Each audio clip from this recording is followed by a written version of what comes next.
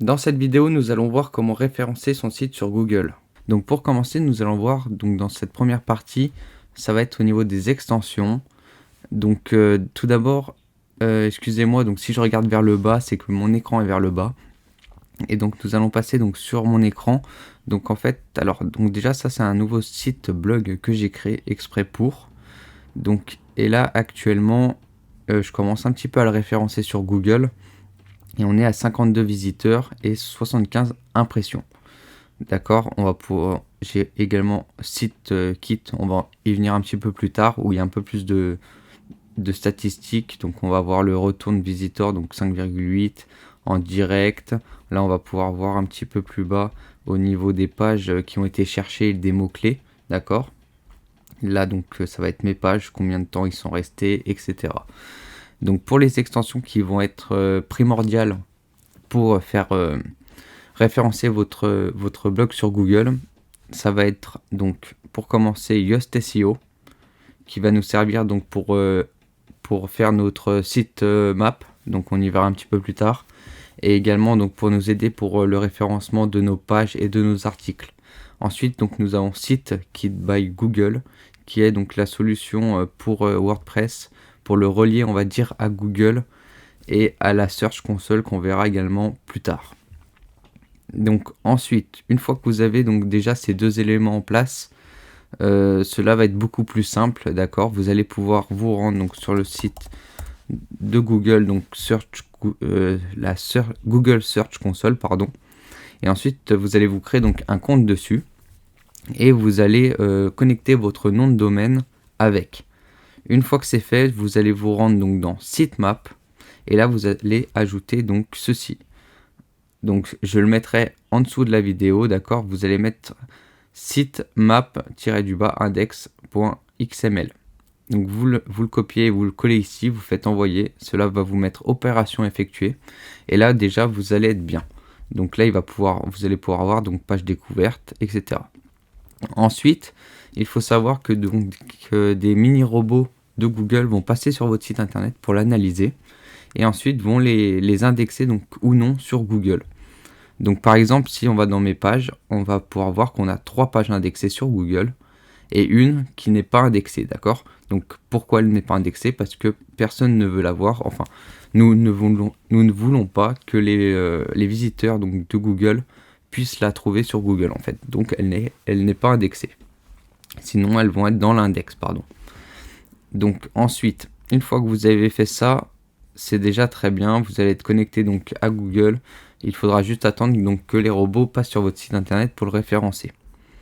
Ensuite, donc vous avez plein de choses voilà, à pouvoir analyser. Donc par exemple, dans les performances, on va pouvoir voir le nombre total de clics, le nombre d'impressions, le CTR moyen et la position moyenne sur les pages. Donc là, je suis à peu près 15e dans les recherches, mais on va pouvoir voir un peu plus tard que c'est pas forcément le cas.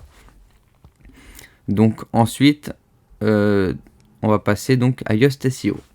Donc Yoast SEO, normalement, quand vous allez l'installer, il va vous demander donc pour faire une première analyse du site internet et du SEO. Donc vous le faites.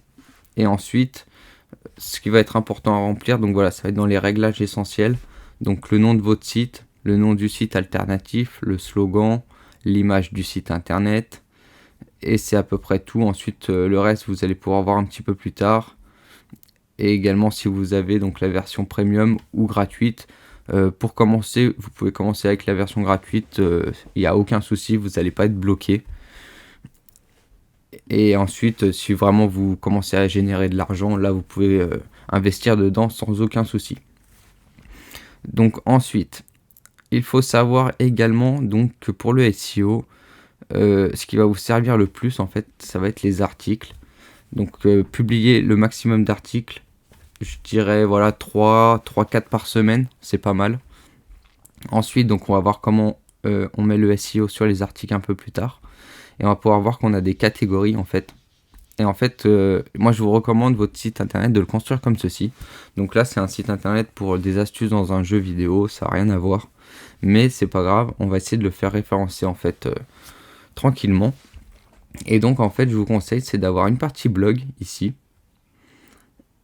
avec donc certaines pages. Voilà, vous pouvez voir que j'ai une page actualité, une page des guides avec à chaque fois donc tous mes articles qui apparaissent, une petite description ici qui va changer. Et là dans cette vidéo justement on va voir comment changer tout ça et créer en fait la structure de votre site internet pour le référencer et qu'il soit bien référencé en fait.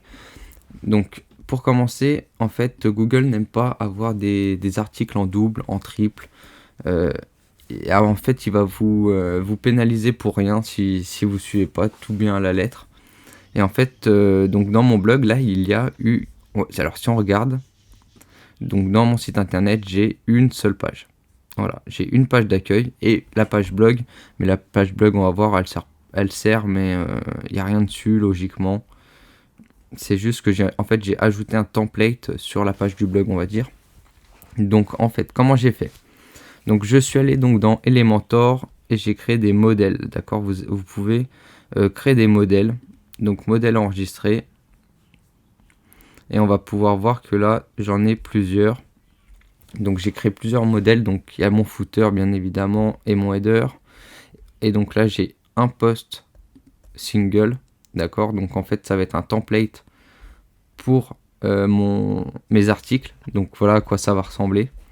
Donc si on va dans modifier avec Elementor, comment j'ai créé mon template, donc là j'ai mis le post title ici, ensuite donc là ça va être tout mon article en fait, donc avec post content, et ensuite donc j'ai mis une deuxième barre avec donc le nom de mon site, une image et un petit texte pour dire un petit peu ce que je fais. Et du coup grâce à ça, si on va sur notre site internet, en fait dans chaque article il y aura la même structure.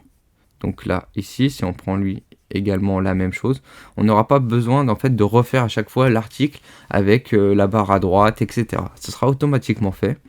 Et en fait après j'aurai juste en fait à aller donc dans mes articles. Alors je vais le faire par ici, donc article, et là par exemple voilà, si on prend celui-ci, en fait j'ai tout simplement rentré mon titre ici, mon contenu ici, et j'ai fait publier, voilà, et il a pris automatiquement le template que j'avais mis avant pour le structurer lui-même. Et ensuite j'ai fait un deuxième modèle, donc on va pouvoir voir, qui est pour donc mon blog en fait, et c'est ma page blog en fait. Et donc si on regarde, donc dans modifier avec Elementor, j'ai mis donc l'archive title, ensuite j'ai mis l'archive description, et ensuite donc mes posts avec la même colonne sur le côté. Donc pourquoi j'ai mis archive description? C'est un truc assez important qui va vous permettre en fait de différencier chacune de vos pages avec un petit texte comme ceci, ce qui va montrer en fait à Google que ce n'est pas la même page à chaque fois. Parce que lui il pourrait croire que c'est la même page, mais non. Donc en fait on va rajouter du contenu différent pour qu'ils comprennent bien que ce n'est pas la même page. Donc comment on le rajoute? En fait c'est quand vous allez créer donc votre menu, donc dans le header par exemple, vous pouvez voir j'ai mis le blog, et ensuite j'ai mis des catégories en dessous. En fait mes catégories ça va être mes pages que je vous ai montré juste avant.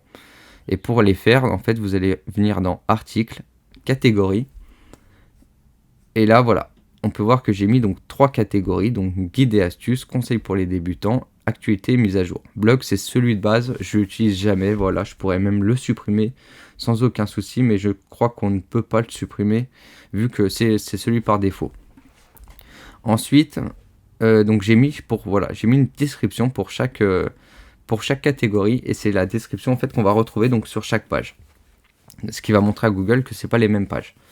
Ensuite une fois que vous avez fait ça, que vous avez créé donc vos différentes catégories pages, que vous les avez mis en place comme ceci dans le menu, vous allez avoir déjà une très bonne base pour commencer votre blog en fait.